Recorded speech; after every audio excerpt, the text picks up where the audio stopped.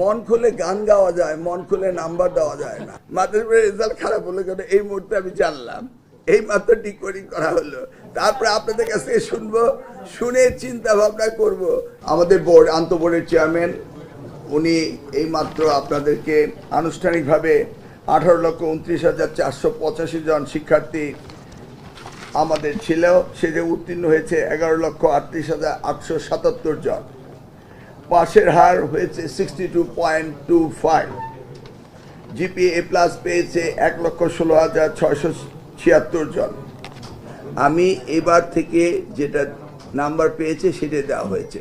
শুধু নতুন সুবিধা যেটা হয়েছে, আগে পদ্ধতি ছিল যদি কোনো স্টুডেন্ট রি এক্সামিন করতো তাহলে শুধু টেবুলেশন শিটটা দেখা হতো, সত্যিকার অর্থে ওই শিক্ষার্থী খাতা পাল্টিয়ে গিয়েছে কিনা এবং শিক্ষক যথাযথ নাম্বার দিয়েছে কিনা এই পুনঃপরীক্ষা করার ব্যবস্থাটি ছিল না।